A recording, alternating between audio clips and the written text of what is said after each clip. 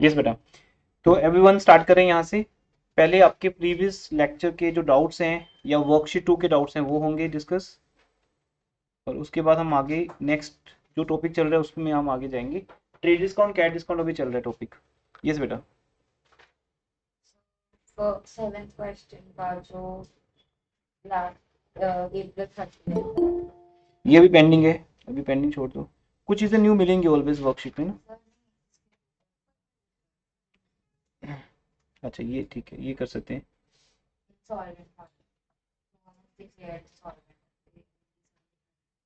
ये पेंडिंग है अभी, ये सब न्यू टॉपिक्स हैं बेटा, आएंगे अभी। जो एडिशनल कैपिटल इंट्रोड्यूस ये कर लेते हैं, ये नोट कर लो आप। Additional capital introduce by businessman, वही एंट्री होगी जो होती है हमेशा। कैपिटल आने की एंट्री क्या होती है? हाँ तो वही एंट्री होगी, cash account debit to capital account. Additional का मीनिंग कि जब बिजनेस में दोबारा जरूरत पड़ती है। देखो एक बार तो मैंने पैसा लगा दिया, उसको भी हमने क्या बोला, cash account debit to capital.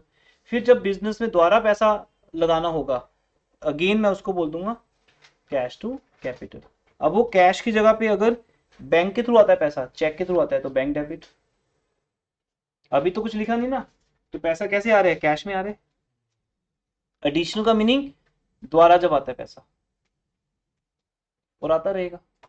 मान लो इंस्टीट्यूट को कुछ और परचेज करना है और इंस्टीट्यूट के पास पैसे नहीं है, तो पैसे मैं लगाऊंगा, तो फिर वो क्या होगी? कैपिटल होगी।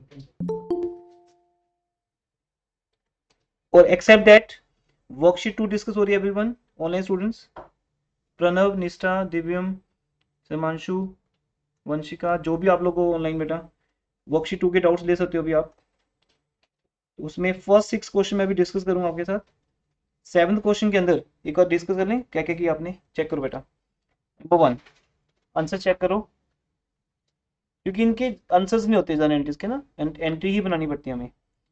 First, cash account debit 50,000, machinery account debit 30,000, to capital 80,000। अब हम थोड़ा सा आगे बढ़ के देखो, पहले हमसे बोलते थे कि कैपिटल कैश में आएगी, अब कैपिटल कैश में भी आ रही है और मशीन के थ्रू भी आ रही है, दोनों के थ्रू आ रही है। दोनों को ऐड करके कितना बन गया? 80,000। तो 80,000 की यहाँ पर कैपिटल आ गई हमारे पास। Number 2, open a bank account. Good, bank debit हो गया, एसेट बन गया, और कैश क्रेडिट हो गया, कैश जा रहा है हमारे बिजनेस से। Third, Purchases account debit to cash. To cash account. Fourth, Stationery account debit to cash. Fifth, So debit to sales account. Sixth, Cash account debit to commission receipt account. क्योंकि commission received हमारी income है। आगे, Cash account debit to sold. हाँ अब क्योंकि cash आ रहा है, हमें ये डिसाइड नहीं हो पाएगा कि सोहन को क्या करना है। सोहन को छोड़ दो, भी पहले ये डिसाइड करो कि कैश आ रहा है कि कैश जा रहा है। अगर कैश आ रहा है तो कैश अकाउंट डेबिट, और कौन दे रहा है वो पैसे? Sohan. Cash account debit to Sohan. Next, Rent account debit to cash. हाँ ये न्यू है बेटा, अभी ये अभी पेंडिंग है, दिस इज पेंडिंग। अगर लिखना है तो लिख सकते हो आप, rent account debit to outstanding rent account. अगर रेंट ड्यू है ना लैंडलॉर्ड को, हमने नहीं दिया, तो वो एक लायबिलिटी बन जाएगा। तो लायबिलिटी लायबिलिटी का जो न्यू नेम होगा वो क्या होगा? Outstanding rent. बट ये टॉपिक मैंने अभी करवाना है, अभी इसको छोड़ सकते हो, बाद में नोट्स में ऐड करवाऊंगा, वो जहां इसका सीक्वेंस है वहां अपने आप आ जाएगा। नेक्स्ट, हाँ ये कर सकते हो आप। नेक्स्ट, ये पेंडिंग है, ये पेंडिंग है, उसके बाद नेक्स्ट करवा दिया कैश टू कैपिटल, और नेक्स्ट पेंडिंग है। तो 3 पॉइंट्स पेंडिंग है बेटा, 1 2 एंड 3। ये अपने आप आपके सामने आ जाएंगे, अभी इनको पेंडिंग छोड़ दो, स्पेस छोड़ दो एक एक एंट्री का। कमीशन अगर क्रेडिट में तो कमीशन रिसीव्ड लिखेंगे। Yes always. अगर सेवेंथ में फिर बैंक अकाउंट में आएगा। 7 अप्रैल में Yes, sir. रिसीव्ड कैश लिखा, बैंक क्यों आएगा? ऑन अकाउंट अकाउंट तो सोहन का है ना, अकेला बैंक अकाउंट थोड़ी होता है कि बैंक की अकाउंट है ओनली। सोहन भी तो अकाउंट है एक, सारे अकाउंट है, रेंट भी अकाउंट है। तो सोहन अपने अकाउंट पे पे कर रहे हैं। मैंने आपको पहले भी बताया था, जब हम सोहन को गुड्स बेचते हैं उसका अकाउंट हमारे पास स्टार्ट हो जाता है। हमने क्या एंट्री पास की, सोहन डेबिट टू सेल्स, तो सोहन्स अकाउंट हमारे पास शुरू हो गया। अब वो जितना भी उसमें से पे करता जाएगा वो बोलता जाएगा मैं ऑन अकाउंट पे कर रहा हूँ, ऑन अकाउंट, कि उसका अकाउंट हमारे पास लगा हुआ है, वो उसके बेस पे कर रहे हैं। तो cash account debit to Sohan's account, ये सोहन का अकाउंट है बेटा, बैंक अकाउंट नहीं है। इसे हम बोलेंगे Sohan's account, cash account debit to Sohan's account.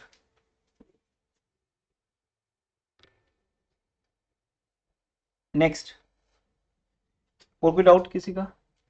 ठीक है जी। फिर एक क्वेश्चन नेक्स्ट था आपके पास, इसमें देखो क्या डाउट है। अब यहाँ पे डेट गिवन नहीं है तो आप डेट के कॉलम में भी एबीसी लिख सकते हो, ऐसे कोई प्रॉब्लम नहीं। Deposit cash into bank, cash account. Received a check from Mohan rupees 500 not deposited, हाँ, checks in hand account debit to Mohan। C point, above check deposited into bank on the next day, bank account debit to cheques in hand account, bank debit हो जाएगा because यहाँ checks in hand debit हुआ है। अब वो checks in hand यहाँ पे जाके कैंसिल हो जाएगा, टू चेक्स इन हैंड, उसकी जगह पे बैंक डेबिट हो जाएगा। ये आपको सिखाया अभी प्रीवियस क्लासेस में। बट जिनको टेंशन है, जिनको अभी लगता है कम आया है समझ, टेंशन नहीं लेनी कभी भी, क्योंकि अभी ये बार बार रिपीट होगा। अभी भी 4 नए स्टूडेंट्स का एडमिशन हुआ है कल, मैंने उनको बोला कि मैं देखूंगा स्केड्यूल मेरे पास क्या है। अब मुझे उनको फिर से ये 8 लेक्चर अलग से करवाने पड़ेंगे। जो भी नया स्टूडेंट आता है उसको ये करवाना पड़ेगा, क्योंकि इस चैप्टर को करने के बाद तो कोई भी स्टूडेंट को हम बोल सकते हैं कि बेटा पूरा चैप्टर रिकॉर्डिंग में देख लो, चाहे कोई बात नहीं, क्योंकि उसको समझ आ गया डेबिट क्रेडिट। जब डेबिट क्रेडिट समझ आ गया तो फिर तो हर चैप्टर का एक नया प्रेजेंटेशन है बस, तो फिर दिक्कत नहीं है। यही +1 के अंदर हमारा एक हार्डवर्क है जो बहुत टफ हार्डवर्क है, ठीक है। अब फोन तो कभी भी आता है, अभी कल 2 एडमिशन हुई, आज 2 फोन आए, आज शाम को मिलने आ रहे हैं पेरेंट्स, ऑलमोस्ट रेफर्ड इंक्वायरीज होती हैं तो उनको ज्वाइन तो करने होते हैं। तो अब वो उनको मेन है कि, क्योंकि स्टूडेंट्स कहते हैं सर आज मैं डेमो क्लास के लिए आ जाऊँ, उनको देखना है कि अकाउंट्स क्या चीज़ है। अब वो डेमो क्लास में कैसे आएंगे? अब अगर आज किसी को यहाँ बैठा दिया जाए उसको समझ थोड़ी आएगा हम क्या कर रहे हैं। तो फर्स्ट डे फर्स्ट लेक्चर ही सुनना पड़ेगा, तो ही आपको सेकंड लेक्चर समझ आएगा। अकाउंट्स एक नॉर्मल सब्जेक्ट जैसा नहीं है कि आप किसी भी क्लास में आओगे और आपको समझ आएगा। आपको लेक्चर 1 करके ही लेक्चर 2 समझ आएगा, 2 लेक्चर करके ही लेक्चर 3 समझ आएगा। तो कहीं भी अगर आपका लैक है, उस लैक के कारण आपको ये समझ नहीं आएगा, वो आपको लैक कवर करना पड़ेगा। इसलिए ये जितना भी हो गया है ये सारा फिर दोबारा होना है, क्योंकि 24 के बाद यहाँ वेकेशन हो जाएंगी, तो ये स्टूडेंट्स वेकेशन पे चले जाएंगे या ये दोबारा आ सकते हैं, इनकी मर्जी है। फिर जो नए स्टूडेंट्स आएंगे उनके साथ मैं फिर ये लेक्चर रिपीट करूंगा, फिर जुलाई में नया बैच स्टार्ट होगा, वहां फिर रिपीट करेंगे, फिर नए स्टूडेंट आएंगे फिर रिपीट होगा। मतलब ये जनरल चैप्टर में 10 बार करवाता हूँ मिनिमम, तो कहीं ना कहीं तो करोगे तुम, कहीं तो समझ आएगा। जहां जहां भी बैकलॉग है वो कवर करते जाने। लेकिन जिसको फर्स्ट टाइम में समझ आ गया वो सेकंड टाइम जब करेगा उसके अंदर कॉन्फिडेंस आ जाएगा, थर्ड टाइम जब करेगा उसकी स्पीड बन जाएगी। तो फाइनली स्पीड पे वर्क करना है। जैसे 30 + 20 50 होते हैं, करके नहीं देखते हम, बस हमें पता है सीधा, लेकिन माइंड में कहीं ना कहीं कैलकुलेशन बहुत फास्ट होती है। तो ऐसे ही ये चीजें बहुत फास्ट हो जाएंगी, शुरू में थोड़ी ओल्ड लगती हैं क्योंकि आपके लिए नया सब्जेक्ट है। हैव सम पेशेंस, और ये नहीं सोचना कि अभी समझ नहीं आया तो मेरा निकल गया, नहीं, ये बहुत बार रिपीट होगा बेटा, हर एक नए स्टूडेंट के लिए रिपीट होगा। बस तुम्हें आना है, तुम्हें इससे टाइम निकालना है। मैं ग्रुप में डालता जाता हूँ कि आज मैं लेक्चर 1 रिपीट कर रहा हूँ, जिसको आने आ जाओ। फिर यहाँ चाहे 2 स्टूडेंट के लिए रिपीट हो रहा है, आपको आना है, आते रहो। तो ये सब रिपीट होगा। अभी अभी 8 लेक्चर्स हुए ना आपके, 88 लेक्चर्स टोटली रिपीट होंगे, क्योंकि आप देखे चलो कि आपने भी ज्वाइन नहीं किया, तो इट मीन्स अगर जुलाई में आओगे तब भी हम तो ज्वाइन करवाएंगे आपको, तब भी करवाएंगे। लेकिन इस बैच में जिसको आना है उसको ये कवर करने पड़ेंगे, क्योंकि ये बैच वेट नहीं करेगा, इसमें स्टूडेंट्स ऐड होंगे तो रिकॉर्डिंग्स देखकर या मेरे से इंडिविजुअल क्लासेस लेके ही होंगे, अदरवाइज फिर बैच 2 और बैच 3 तो भी स्टार्ट होने हैं, वहाँ तो फर्स्ट लेक्चर भी आएगा, मैं यहाँ खड़े होकर खुद टीच करूँगा फर्स्ट लेक्चर, तो बहुत रिपीट होता है, आपको चांस मिलता रहेगा, टेंशन लेने की जरूरत नहीं है ये चीज़ें, ठीक है, रिपीट बार बार होती रहेंगी, बस आपको एक जगह पे आके अच्छे से समझना है, बस एक बार समझने की जरूरत है जी। ये जो भी लोग एंट्रीज बना रहे हैं अभी, है ना, ऑनलाइन स्टूडेंट का मुझे भी पता नहीं है, ये लोग जो भी यहाँ बैठ के फटाफट एंट्रीज बना रहे हैं, इनके माइंड को सेट हो चुका है, इनको पता चल गया कि कैश आ रहा है तो डेबिट होगा, जा रहा है तो क्रेडिट होगा, वो बिलीव सिस्टम, वो कॉन्फिडेंस जब आपका बनता जाएगा आप भी बोलना स्टार्ट कर दोगे, ठीक है। तो अब देखो यहाँ पे, अब चेक बैंक में डिपॉजिट हुआ, अब इनको पता है कि पहले इसका नाम क्या था, चेक इन हैंड, वो रिकॉर्डिंग की गेम थी, फिर जो चेक वो हमने बैंक में डिपॉजिट किया वो कैंसिलेशन की गेम है, वो कैंसिल हो गया। फोर्थ, ये न्यू टॉपिक है, इसको पेंडिंग छोड़ दो बेटा, ठीक है, फिर भी लिखना है एंट्री लिख लो, अपने सीक्वेंस में आ जाएगा, लिखो drawings account debit to bank, entry लिखो drawings account debit to bank, but अभी समझ में नहीं आएगी, जरूरत भी नहीं है समझने की। नेक्स्ट, पेंडिंग अभी ये, next bank account debit to entry हाँ, bank account debit to Andrew account, क्योंकि एंड्रयू से चेक आया और चेक हमने सेम डे बैंक में डिपॉजिट कर दिया, तो हमने एंट्री क्या कर दी, बस पैसे बैंक से लेने हैं, बैंक हमारी एसेट है, टू एंड्रयूज अकाउंट, एंड्रयू से आगे पैसा, उसके बाद फिर सेकंड एंट्री क्या मिलेगी, चेक वॉज डिसऑनर्ड, ये भी कल करवाया था आपको, रिवर्स टू बैंक, जो पहले एंट्री हुई है उसका रिवर्स कर दो, Andrews account debit to bank. अब अगर ये 3 प्रोसेस में होता, पहले चेक इन हैंड होता, कई बार स्टूडेंट यहाँ पे कंफ्यूज हो जाते हैं, सुनो बेटा ध्यान से, अगर सपोज पहले चेक आए एंड्रयू से, मैं ए लिख देता हूँ, cheque in hand account debit to A, ये एक टेम्परेरी नेम है चेक का, चेक इन हैंड, फिर दूसरी डेट पे नेक्स्ट डे जाके क्या होगा, चेक इन हैंड क्रेडिट हो जाएगा, कैंसिल हो जाएगा, और कौन डेबिट हो जाएगा, बैंक। तो बेटा आपके पास अब कौन से 2 अकाउंट रह गए, ये तो कैंसिल हो गया। अभी ध्यान से देखो, ये काम 2 बार में हो या 1 बार में हो, इफेक्ट तो वही आ रहा है, एंड्रयूज अकाउंट क्रेडिट है और बैंक अकाउंट डेबिट है, जब ये चेक डिसऑनर हो जाएगा, डिसऑनर तो क्या होगा, बैंक क्या हो जाएगा, क्रेडिट, अब क्रेडिट हो जाएगा, बैंक क्रेडिट, अब जब डिसऑनर होगा बेटा, डिसऑनर, अब हम डिसऑनर की एंट्री पास कर रहे हैं, और एक अकाउंट क्या हो जाएगा, डेबिट। यहां देखो ध्यान से, रिकॉर्डिंग और कैंसिलेशन हो रही है, पहले हमने चेक इन हैंड को डेबिट किया, फिर चेक इन हैंड क्रेडिट हो गया, चेक इन हैंड कैंसिल, उसका नया नाम क्या कर दिया, बैंक, और जब चेक डिसऑनर हो गया तो क्या किया, बैंक का नेम कैंसिल कर दिया, और ये जो क्रेडिट हुआ था वो डेबिट हो गया। ओवरऑल अब चेक करो, सारे अकाउंट कट गए, चेक करो जो भी डेबिट क्रेडिट कट गए कि नहीं आपस में, चेक इन एंड डेबिट हो रहे हैं तो क्या हो रहा है, क्रेडिट कैंसिल, ये क्रेडिट हो रहे, ये डेबिट कैंसिल, बैंक डेबिट हो रहे, बैंक क्रेडिट कैंसिल। तो इट मींस चेक आया, 2 दिन हमारे पास रहा, फिर बैंक में गया, फिर बैंक में जाके क्या हो गया, डिसऑनर, हमने बैंक से लेके वापस किसको कर दिया, ए को, तो ऐसे आया ही नहीं, वो ट्रांजेक्शन 0 इफेक्ट हो गया, लेकिन 3 एंट्रीज में होगा। लेकिन यहाँ क्या हुआ, यहाँ चेक इन हैंड वाली एंट्री नहीं बनी, क्योंकि एंड्रयू से चेक आया और हमने सीधा किसको दे दिया, बैंक को, तो हम लिख दिया बैंक अकाउंट डेबिट टू ए, फिर जब चेक डिसऑनर हुआ तो फिर सीधा एंट्री पास होगी, बैंक क्रेडिट हो गया, ए डेबिट हो गया, ये है चेक डिसऑनर होना। नेक्स्ट,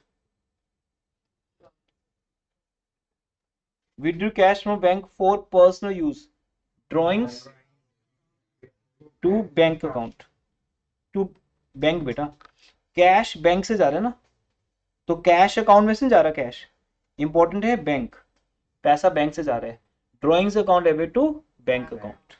नेक्स्ट, हाँ, cash account debit to bank account. Next, bank charges account Charges debit to account bank. to bank. Next, bank account debit to Bank interest account received debit अमाउंट। to interest. Good. Bank account debit to interest received account, और ये अभी pending है। वैसे entry बनेगी outstanding salary account debit to bank. पहले जैसे last question में आउटस्टैंडिंग सैलरी को क्रेडिट किया था ना, लायबिलिटी बनाया था, अब इसको क्या कर देंगे, डेबिट। अभी पेंडिंग है, छोड़ सकते हो अब इसको पेंडिंग, ये न्यू एंट्री है। Commission accrued is received now, ये भी पेंडिंग है।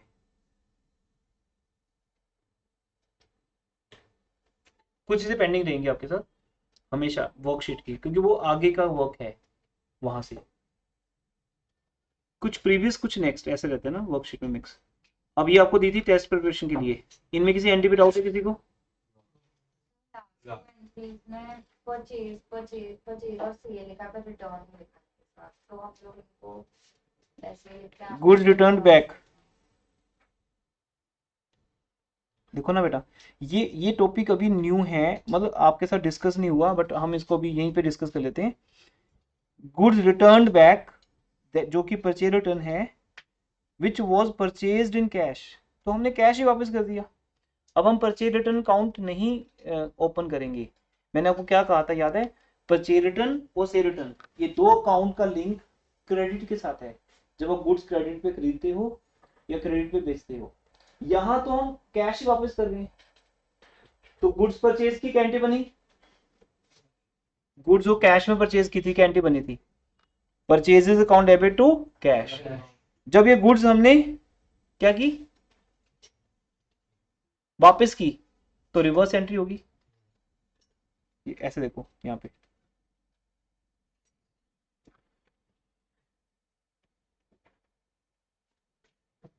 Purchases account debit to cash, पहले आप गुड्स परचेज कर रहे हो, कैश पे कर रहे हो।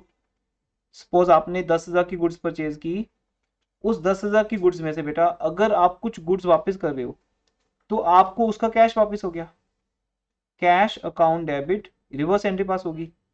अब कैश वापस आ गया आपके पास, कितना वापस आया, से आपने कितनी वापस की, 1,000 की, और परचेज कैंसिल होगी। ये एक्सेप्शनल एंट्री है, आपको आपकी बुक में तो मिलेगी नहीं। तो फिर मतलब सब परचेज अकाउंट बस तभी होता है जब हम लोग गुड्स को ऑन क्रेडिट क्रेडिट, क्योंकि तब हमने हिसाब करना होता है। परचेज रिटर्न अकाउंट तभी ओपन होगा बेटा जहां आप क्रेडिट पे गुड्स खरीदते हो। अब यही अगर गुड्स क्रेडिट पे परचेज की होती तो फर्स्ट एंट्री क्या होती, चेंज बताओ क्या होगा, कैश की जगह पे क्या आता, किसी का नेम आता, फिर उसके बाद फिर राम को कैंसिल करते हैं हम, तब यहां आएगा, क्योंकि तब हमें एक रीजन दिखाना पड़ता है कि राम डेबिट हो रहा है अगर, तो उसके अगेंस्ट कौन सा अकाउंट है, परचेज रिटर्न, सॉरी परचेज लिखा गया मेरे से, purchase return account to purchase return account. तो फिर वहां एक एंट्री राम के अकाउंट में जाएगी to purchase return, means Ram पहले क्रेडिट होगा फिर राम डेबिट होगा, परचेज रिटर्न वहां पे चली जाएगी। तो ये तभी अकाउंट ओपन होगा जब गुड्स आपने किस पे परचेज किए हैं, क्रेडिट पे। क्रेडिट पे, जब किसी का नेम आता है। इन सब बातों को समझने और याद रखने के लिए एक टाइम की नीड है। जैसे जैसे आपके सामने बार बार आती रहेंगी एंट्रीज, तब तक आप समझते जाओगे। ये जो आपका टेस्ट हुआ आज, ये सिर्फ बेसिक एंट्रीज का हुआ है, मुझे सिर्फ इतना देखना है अभी आपको इसमें से कितना आता है। अगर कोई ये टेस्ट नहीं कर पा रहा या नहीं कर रहा या गलत है, इट मीन उसको उतना उतना नहीं आता, फिर उतना ही वो फिर से अलग से क्लासेस लगाने आएगा। जर्नल जब तक आपको नहीं आता, ना मैं आपको छोड़ूंगा ना आप मुझे छोड़ना, क्योंकि ये चैप्टर आना जरूरी है हमें, फिर ही नेक्स्ट चैप्टर समझ आएंगे। ठीक है, इसलिए ये टेस्ट शो कर देगा आपका कितना आपको आता है। कुछ नई चीजें जो आ रही है वो तो आती रहेंगी आपके सामने, जैसे ये न्यू है अभी आपके लिए अभी, लेकिन आप इसको अडॉप्ट कर लो। बट ये एक्सेप्शन है, आपको मिलेगा नहीं बुक्स में, ना बुक्स में मिलेगा ना आपका स्कूल टीचर आपको देगा। ये सिर्फ मैंने आपको एक एक्स्ट्रा नॉलेज के तौर पे दी है यहाँ पर, कि अगर कैश में से वापस आ जाए लास्ट ईयर 2 स्कूल्स के अंदर एंट्रीज आई थी, क्योंकि जब स्कूल टीचर डालता है वो भी एक थॉट प्रोसेस के थ्रू बनाता है क्वेश्चंस, कई लोग खुद बनाते हैं अपने क्वेश्चंस, है ना। तो वो उस टाइम सोचते हैं कि अगर गुड्स कैश में परचेज की गई तो अगर वापस करेंगे तो क्या एंट्री बनेगी, जबकि एंट्री हमारी +1 में ना होकर +2 में आती है। तो टीचर तो दोनों चीजें आती है ना, तो टीचर तो +2 की एंट्री भी दे सकता है कई बार +1 में। तो इसलिए मैंने आपको यहाँ नॉलेज दे दी है, ये अब हमने अपनी वर्कशीट में ऐड कर दिया कि अगर आपका स्कूल टीचर एडवांस में आपको ये देता है, नहीं तो +1 का सिलेबस क्या है, गुड्स क्रेडिट में सेल करो और वहां से गुड्स वापस आएंगे, क्रेडिट पे परचेज करो फिर गुड्स वापस करो। कैश में है तो बस सीधी एंट्री बनेगी cash to purchase, sale debit to cash. ये देखो हमने जब गुड्स सेल की होंगी कस्टमर को तो क्या एंट्री बनी होगी, पहले एंट्री क्या बनी होगी, कैश आया होगा हमारे पास और गुड्स हमने सेल कर दी, फिर वही कैश कस्टमर अगर गुड्स वापस लेके आता है तो हम बोलेंगे sale debit cash credit. Otherwise वो ये भी कह सकता है कि गुड्स चेंज कर दो, वो तो रिटर्न हुई नहीं, वो तो आपको समझाया था, याद है ना, कि अगर आपकी बुक का पेज खराब है तो आप क्या करोगे, गुड चेंज करोगे, वो तो कुछ एंट्री है ही नहीं, नो एंट्री इज रिक्वायर्ड। अगर लिखो ना good sold for cash but later on it was exchange replaced, तो फिर क्या होगा, नो एंट्री। सेल करने की एंट्री होगी कैश टू सेल, फिर कस्टमर आता है इस बुक को रख के दूसरी बुक ले जाता है, वो तो रिप्लेस हो गया। पर यहाँ तो गुड्स वापस आ रहे ना, कस्टमर कह रहे हैं हमें चाहिए नहीं, हम गलती से एक्स्ट्रा ले गए, फिर पैसे तो वापस करने पड़ेंगे, तो पैसे वापस कर दो। इनको एक्सेप्शनल क्यों कहते हैं, क्योंकि बिजनेसमैन की अजम्पशन है ये कि एक बार अगर गुड सेल होगी तो आपके पैसे वापस नहीं करेंगे, कोई पैसे वापस नहीं करता, इसलिए ये होता नहीं, ये एक्सेप्शन सिखाया आपको। और बताइए अब फर्स्ट 6 क्वेश्चन में आओ।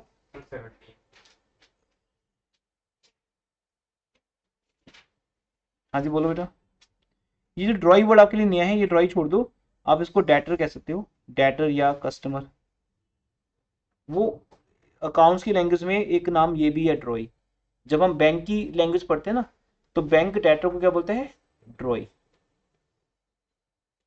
आपको ड्रॉई वर्ड में प्रॉब्लम थी या वैसे एंट्री में, हाँ तो ड्रॉई वर्ड पढ़ते हैं। कहाँ पे बेटा, 17th में ट्रांजैक्शन में नहीं वो वही है, लेकिन अभी ये भी अभी पेंडिंग आपके साथ। एक चेक हम जब डिस्काउंट करवाते हैं, ये दूसरा चेक है बेटा, इसका दूसरा पार्ट आएगा डिस्काउंट करवाते ना, ये अभी नहीं आपके लिए, ये छोड़ दो, अभी डिस्काउंट वर्ड को काट दो, है ये एरर नहीं है, बट एक चेक होता है जो हम बैंक में डिस्काउंट करवा सकते हैं, बट वो चेक अभी आपका सिलेबस नहीं है। एक चैप्टर है आपके सिलेबस का बिल्स ऑफ एक्सचेंज, वो इस बार सिलेबस से कट चुका है, चेंजेस आएंगे ना आपके सिलेबस में, तो इसलिए ये पार्ट काट दो, बस इतना समझो। चेक डिसऑनर्ड, चेक डिसऑनर की एंट्री क्या बनेगी, debtor debit to bank. Drawee word क्या होता है, जिसपे चेक लिखा जाता है, मीन जिससे मैंने पैसे लेने हैं, अब लेने किससे होते हैं, डेटर से। तो आप जब चेक डिसऑनर करोगे तो उसमें लिखोगे राम डेबिट टू बैंक, जैसे अभी एंट्री थी एंड्रयू डेबिट टू बैंक, तो एंड्रयू कौन है, ड्रॉई। लेकिन अभी अब डिस्काउंटेड वर्ड को आप भी नोट्स में से काट दो, इसको सिंपल लिखो डेटर डेबिट टू बैंक। और बताइए आपके होमवर्क के क्या डाउट्स हैं बेटा, ऑनलाइन स्टूडेंट जो भी हैं इनमें से आपके डाउट हैं कोई,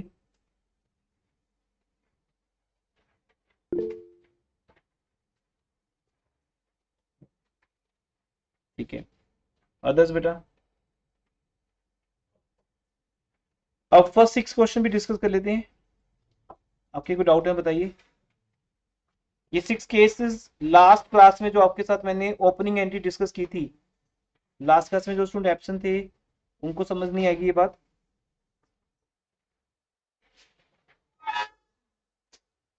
From the following balances on 1st April pass the opening entry, opening entry में एसेट्स डेबिट होती हैं, लायबिलिटीज क्रेडिट, तो cash debit, bank debit, stock debit, machinery debit, debtors debit, to bills payable, to bills payable, यहाँ से to start हो गया, to creditor, to capital.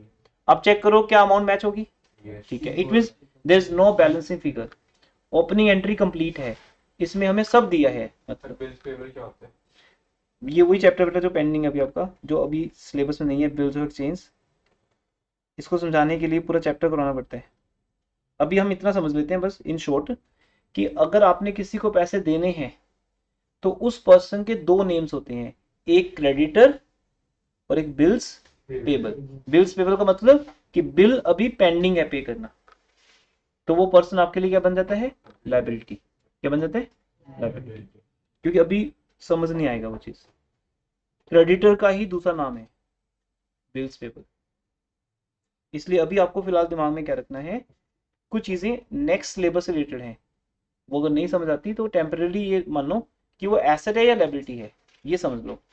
Bills payable asset है, sorry liability है, और एक और वर्ड आएगा बीच में कहीं कहीं, बिल्स रिसीवेबल, कहीं आया हुआ है देखो।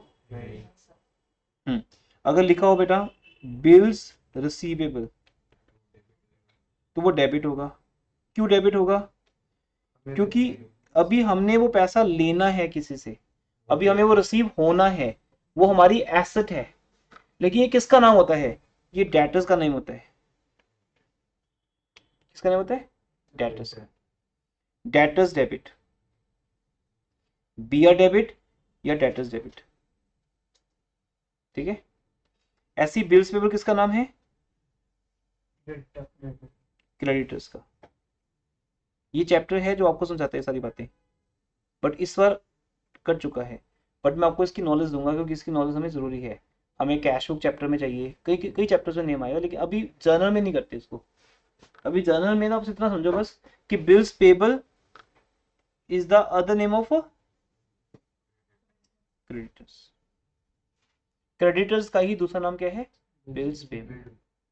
कई बार हम क्रेडिटर्स का नाम रख देते हैं सप्लायर्स, कई बार रख देते हैं बिल्स पेबल। आपने गुड्स खरीदी, हम बोलते हैं ना आपका बिल पेंडिंग है अभी, ये तो आम वर्ड है ना। जब हम किसी शॉपकीपर को बोलते हैं कि सर हमने आपसे सामान खरीदा था, आपका एक बिल पेंडिंग है, तो वो पर्सन हमारे लिए क्या बन गया, क्रेडिटर या बिल्स पेबल। अब जिसको हमने गुड्स बेची थी उससे पैसे उसी बिल के लेने हैं, तो वो पर्सन बन गया आपका डेटर या बिल्स रिसीवेबल। तो जहां बिल्स रिसीवेबल हो उसको डेबिट कर दो, पर इसकी जनरल एंट्रीज आपका सिलेबस नहीं है, okay. But as a opening entry अगर ये वर्ड आता है कहीं तो आपको एसेट में या लायबिलिटी में डिसीजन लेना होगा। तो बिल्स रिसीवेबल एसेट है, बिल्स पेबल लायबिलिटी है। सेकंड क्वेश्चन में ये फॉर्मेट नहीं होता बेटा, बस डेबिट्स और क्रेडिट्स करने होते हैं बस, इसमें सीक्वेंस नहीं है कोई। फॉर्मेट्स में सीक्वेंस कह रहे हो, जैसे जर्नल एंट्री का फॉर्म। जर्नल एंट्री ही है ये फर्स्ट जर्नल एंट्री हमारी साल ईयर की ना, ये देखो। अगर ये डाउट है आपका, अगर मैं एक फॉर्मेट बनाता हूँ, ये किसका फॉर्मेट है, तो इसके अंदर ही लिखेंगे हम opening entry is also journal entry. But वो जैसे क्या ओपनर ओपनर बैट्समैन बैट्समैन होते हैं, फिर उसको ओपनर बैट्समैन क्यों बोलते हैं, क्या वो टीम का ही पार्ट होते हैं, क्या वो भी प्लेयर होते हैं 11 में से, बस उसका नाम रख दिया। जो हमारी बैटिंग का ओपनिंग करेगा, सबसे पहले बैट को वो घुमाएगा, इससे हमारे स्कोर की ओपनिंग हो जाएगी, ही इज ओपनर। किसी को भेजो फिर उसकी आपकी मर्जी है, जो जिसको नंबर 1 पे भेजोगे वो क्या बन जाएगा, ओपनर। तो ओपनिंग एंट्री हमारी बुक्स की ओपनर है, सबसे पहले ओपनिंग एंट्री बनेगी, उसके बाद आगे की एंट्रीज आएंगी। अब लोग सर आपने तो कहा था first entry cash to capital होती है, बेटा वो तब होती है जब बिजनेस स्टार्ट होता है। तो क्या हर साल बिजनेस स्टार्ट होगा, बिजनेस तो एक ही बार स्टार्ट होगा, ठीक है। अगर मैं आपको बोलूं मैंने 2001 में इंस्टीट्यूट स्टार्ट की थी, तो एक ही बार स्टार्ट की थी ना, मैं क्या हर साल स्टार्ट करता हूँ इंस्टीट्यूट, नहीं। हर साल क्या होता है, प्रीवियस ईयर का जो बैलेंस है वो अगले साल कैरी फॉरवर्ड हो जाते हैं। तो जो ओपनिंग एंट्री है वो किस बिजनेस की बनेगी, जो बिजनेस पहले चल रहा है, उसकी जब नई बुक्स बनेंगी तो उसकी एक ओपनिंग एंट्री बनेगी। लेकिन अगर तुम बोलोगे मोहन स्टार्टेड बिजनेस, अब बोलोगे सर उसकी ओपनिंग एंट्री क्या है, उसकी ओपनिंग एंट्री होगी नहीं कोई, क्योंकि वो तो बिजनेस आज स्टार्ट हो रहे हैं। जो बिजनेस चल रहा है वो 2001 से 2 में जाएगा, 2 से 3 में। तो जब वो जाएगा तो अपनी जितनी भी प्रीवियस चीजें हैं वो साथ लेके जाएगा। उसमें क्या क्या जाएगा? एसेट्स डेबिट होंगी, लायबिलिटीज क्रेडिट, कैपिटल क्रेडिट। तो उसमें हम ये बना रहे हैं। तो opening entry is the first journal entry, इसका कोई अलग से फॉर्मेट नहीं है। लेकिन डेबिट्स में हम कोई भी चीज ऊपर नीचे कर सकते हैं, कैश पहले लिखो, बैंक पहले लिखो, ऐसा कोई सीक्वेंस नहीं है। ठीक है जी। बट बेटा एक रूल याद रखना, कोई भी चीज फर्स्ट टाइम में समझ नहीं आएगी, हमें लगेगा समझ आ गई, वो टीचिंग एफर्ट्स हो सकते हैं, आपकी इंटेलिजेंस हो सकती है, पर जब उसको सेकंड थर्ड फोर्थ टाइम सुनोगे धीरे धीरे जाके वो समझ आएगी है क्या। जैसे ओपनिंग एंट्री को आपने फर्स्ट टाइम सुना लास्ट क्लास में, फिर अब जैसे जैसे आगे सुनते जाओगे आपको समझ आ रही और एक दिन दिमाग में बैठ जाएगी कि ये हमारी ईयर की पहली एंट्री है। इसको पास करने के बाद ही ईयर स्टार्ट होता है। और इसमें क्या होता है? Assets debit, liabilities credit, capital credit. बस आपको पहचान करनी है कि एसेट किसका नाम है, लायबिलिटी किसका नाम है। जो चीज मिसिंग फिगर होगी वो आ जाएगी। जैसे सेकंड क्वेश्चन है, हाँ जी, इसमें क्या फाइंड आउट किया आपने? गुडविल। तो cash debit, bank debit, stock debit, machine debit, debtors debit, to to to ये देखो सेम क्वेश्चन है ये, वही क्वेश्चन हमने आपको दिया यहाँ पे, बट यहाँ हमने कैपिटल को 60 का क्या कर दिया 80। इससे आपकी क्रेडिट साइड ज्यादा होगी, डेबिट साइड कम रहेगी। कितने से कम रहेगी? 20,000 से। तो बेटा यहाँ पे गुडविल आएगी 20,000 की। गुडविल डेबिट कितने से? लेकिन वो कैसे करेंगे? देखो जब आप डेबिट्स लिख लोगे सारे, सपोज हम एंट्री पास कर रहे हैं, सपोज जितने डेबिट दिए हैं, कैश दिया है, बैंक दिया है, सारे डेबिट लिख लोगे ना। फिर क्रेडिट लिखोगे 2 बिल्स पेबल, 2 क्रेडिटर्स, 2 कैपिटल। अब आपकी जो क्रेडिट साइड टोटल है यहाँ पर कितना है बताओ? 120 और डेबिट का टोटल 1। ये आपको रफली करना है, कहीं यहाँ नहीं शो करना, रफ पेज पे। अब एक डिफरेंस आएगा, उस डिफरेंस का नेम क्या है? गुडविल। गुडविल हमारी बिजनेस की एक ऐसी एसेट है जो दिखती नहीं है। तो अगर एक एसेट कम पड़ रही हो तो उसका नाम क्या है? गुडविल। बट मैंने सारे केसेस दिए आपको यहाँ पे, देखते हो आगे क्या आता है। अभी नेक्स्ट पॉइंट, थर्ड केस में क्या है बताइए? Cash account debit, account debit, bank account debit, stock stocks, account machinery, debit, machinery and debtors हम्म। सब debit रहेंगे। To Main bill. creditor credit आएंगे, capital निकाल। अब यहाँ पे जो बैलेंस फिगर आएगी वो किसको लिखेंगे? कैपिटल, क्योंकि यहाँ कैपिटल मिसिंग है। तो लिखा हुआ है फाइंड आउट द कैपिटल, ये क्वेश्चन है हमारा। 70, अब कैपिटल कैसे फाइंड आउट होगी? ये देखो, अब यही सेम क्वेश्चन है। अब यहाँ गुडविल नहीं आएगी क्योंकि गुडविल यहाँ है ही नहीं। यहाँ डेबिट का टोटल ज्यादा है, क्रेडिट टोटल कम है। तो अब जो आंसर आएगा वो क्या आएगी? Capital account. आप लिख दोगे बैलेंसिंग फिगर, ये जरूर लिखना आपने, बैलेंसिंग फिगर जितनी भी अमाउंट वो आ रही है। नेक्स्ट कितनी आ रही है? 70,000। ठीक है जी, ये आपके आंसर्स हैं। फर्स्ट का आंसर क्या आ रहा है? इक्वल। सेकंड में गुडविल कितनी आ रही है? 20। थर्ड में कैपिटल कितनी आ रही है? तो ये आंसर आप मैच कर सकते हो, क्योंकि अगर हम ये आंसर लिख के दे देंगे आपको फिर इंपॉर्टेंस खत्म हो जाएगी। ये तो आपको फाइंड आउट करना है। फोर्थ बोलो, डेबिट क्या किया है? machinery, debit, 2 capital reserve आएंगे। Good, excellent, 2 capital reserve. अब यहाँ पे जो बैलेंसिंग फिगर है बेटा उसका नेम क्या रखेंगे? Capital reserve. कितनी अमाउंट? 40,000। ये आंसर लिख लो 40,000 यहाँ पे। अब वो यहाँ आते हैं जो लोग फिर भी नहीं समझ पाए। देखो बेटा यहाँ पे सारी एसेट्स गिवन है, डेबिट कर ली, उसका टोटल कर लिया, बिल्स पेबल, क्रेडिटर्स, कैपिटल सब गिवन है। जब सब गिवन है सपोज कैपिटल गिवन है हमें, उसके बाद भी बैलेंस शीट फिगर यहां आ रही है, इसका मीनिंग हमें एक ऐसी आइटम ढूंढनी है जो कैपिटल के बाद आती हो, तो उसका नाम है कैपिटल रिजर्व। ये आपको अभी समझ नहीं आएगा, ये भी आपकी आगे की काउंटिंग में समझ आएगा कैपिटल रिजर्व क्या होता है। फॉर द टाइमिंग ये समझ लो कि ये हमारा एक गेन है, एक प्रॉफिट है, वो प्रॉफिट जो अभी शो नहीं हो रहा है यहाँ पे, लेकिन है वो वहां पे कैपिटल का, एक कैपिटल प्रॉफिट है यहाँ पे। अगर बैलेंस शीट फिगर यहाँ बचे तो उसको बोलते हैं कैपिटल रिजर्व, अगर बैलेंस शीट फिगर यहाँ बचे तो उसे बोलते हैं गुडविल।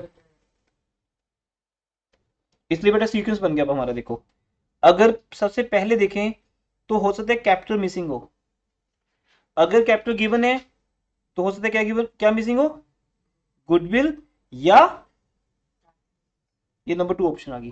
तो फर्स्ट ऑप्शन कैपिटल है, अगर कैपिटल गिवन है तो दूसरी ऑप्शन क्या होगी, गुडविल या कैपिटल रिजर्व।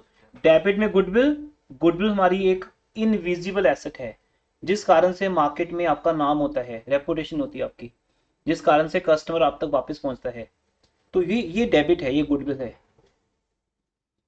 या आपका एक गेन होता है जो दिखता नहीं है, ये दोनों आइटम इनविजिबल हैं, एक डेबिट में इनविजिबल है और एक क्रेडिट में इनविजिबल है, ठीक है, वो एक डेबिट है एक क्रेडिट है।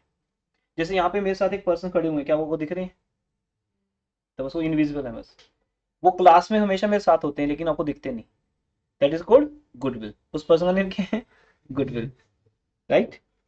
और क्रेडिट नेम क्या है, कैपिटल। ये चीजें अभी समझ नहीं आएगी क्योंकि इनके ऊपर चैप्टर्स बनेंगे +2 में जाके, 12th क्लास का सिलेबस है। आपको जस्ट आपको एक ओपनिंग एंट्री बनाने के लिए बस एक वर्ड याद करना है, गुडविल। हम अभी इतने लॉजिक समझा सकते हैं कि गुडविल एसेट है, इनविजिबल एसेट, और कैपिटल रिजर्व एक लायबिलिटी है, इनविजिबल लायबिलिटी। +1 में इसकी डिटेल कहीं नहीं आएगी आपको, बट स्कूल में जो एंट्रीज आती हैं उनमें बैलेंस फिगर के तौर पे पूछ सकते हैं वो आपसे। नेक्स्ट, हाँ जी बताइए, डेबिट क्या होगा, cash bank furniture Dettol building. Goodwill, goodwill तो है। बिल भी है। अगला क्वेश्चन बोल दिया। 5th क्वेश्चन बेटा भी, to creditors to Bills payable to, to capital. अब यहाँ एक फीचर है क्योंकि ऊपर लिखा हुआ है फाइंड बट, डेटा हाँ हमें डेटर्स फाइंड करने हैं, हमें डेटर्स फाइंड करने हैं, तो डेटर्स क्या है, एसेट ही है, एसेट ही है, तो इसलिए बेटा यहाँ बैलेंस फिगर आएगी। अब इस क्वेश्चन को एक करके देख लेते हैं, ठीक है, एक क्वेश्चन प्रॉपर करते हैं, मुझे इसकी अमाउंट्स बताइए। Machinery count debit 50,000. एक मिनट, हाँ जी, machinery account debit, 50,000। Next, furniture account 30,000। ठीक है, कैश अकाउंट 5,000। इन शॉर्ट लिख रहा हूँ मैं, ठीक है, बैंक अकाउंट 7,000। आपको फुल स्पेलिंग लिखनी है। Goodwill account 8,000। देन डेटर्स निकालना, टू क्रेडिटर्स 17,000।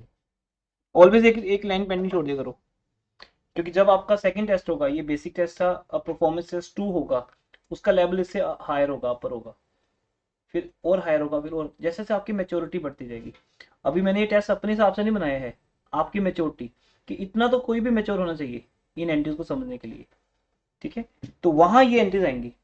मिसिंग फिगर कुछ भी हो सकती है, इन 6 में से कोई भी क्वेश्चन आपको आ सकता है, तो यहाँ एक बैलेंस फिगर जरूर छोड़ दो बेटा, हो सकता है यहाँ आए, हो सकता है नीचे आए, तो बाद में चलेगा। टू क्रेडिटर्स कितने, 17,000। Next, to bills payable 23,000। Next, To capital capital 70,000. 70,000। ये आपकी ओपनिंग एंट्री है जो लास्ट क्लास में डिस्कस हुई थी और आज हम प्रैक्टिस कर रहे हैं इसको। अब इनका टोटल करते हैं, ठीक है, इसका टोटल कितना बनता है, 1 लाख, लेकिन ये रफली कहीं लिखना है, यहाँ नहीं, सिर्फ आपको दिखाने के लिए ऐसा लिखते हैं। और इसका, 1,10,000. अब आपको पता है ना क्रेडिट ज्यादा है, क्रेडिट ज्यादा है, डेबिट कम है, लेकिन दोनों को इक्वल करना है हमें। डबल एंट्री सिस्टम क्या कहता है कि debit will be equal to credit, इन दोनों को इक्वल करने में हमें। तो यहाँ क्या लिखेंगे 10,000, ये 10,000 लिखते ही ये क्या हो जाएगा 10,000 प्लस हो जाएगा, अब इक्वल हो गया। अब इसका नेम क्या रखना है ये क्वेश्चन ही बताएगा, क्योंकि मेरे लिए तो जो स्टैंडर्ड नेम है वो गुडविल होता है। अब गुडविल के अलावा तो फिर सब कुछ ही है, ये थोड़ी डेटर्स है ओनली, कोई और एसेट भी हो सकती है, जैसे ऑफिस इक्विपमेंट, बिल्डिंग हो सकती बिल्डिंग हो सकती है, कुछ भी हो सकता है।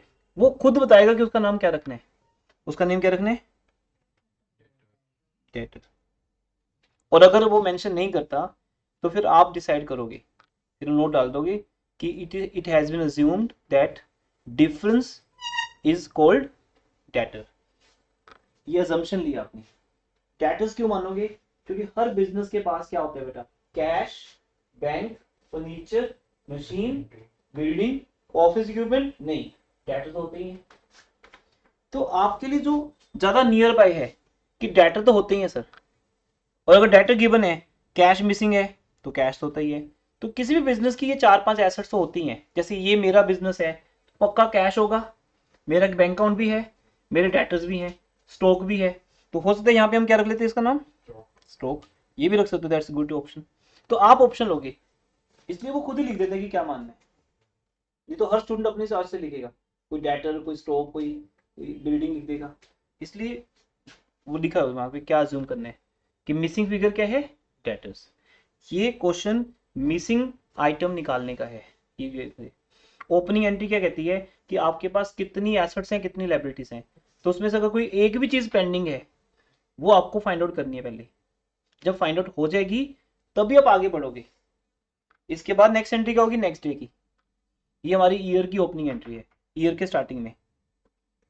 नेक्स्ट 6 क्वेश्चन में क्या फाइंड आउट किया आपने, cash account debit cash, bank, building, furniture, debtors, to to to to, देखो सब दिया ना, bills payable, bank loan, creditors, capital, capital reserve, everything is given to you. तो अब अगर मिसिंग फिगर आएगी तो क्या आएगी, क्रेडिटर्स क्योंकि वो मैं बोल तो रहा था लेकिन है कहीं नहीं, क्योंकि वो होते हैं, हर बिजनेस के होते हैं। इसलिए अब जो बैलेंस फिगर आएगी, अगर मैं यहाँ देखूँ आपको बोर्ड पे, तो यहाँ सब गिवन है, टू कैपिटल रिजर्व ये भी गिवन है, जो भी अमाउंट होगी। तो बैलेंस फिगर क्या आ जाएगी क्रेडिटर्स, वो तुम चाहे नीचे लिख दो, एंड में लिख दो, कोई बात नहीं। कितने 10,000 10,000। अब यहाँ यहाँ तो आएंगे नहीं क्योंकि दिए नहीं हुए। सब लिखने के बाद, टोटल करने के बाद, प्लस माइनस करके देखने के बाद आपकी जो बैलेंस फिगर आएगी बेटा वो एक 10,000 आएगी। To creditors 10,000,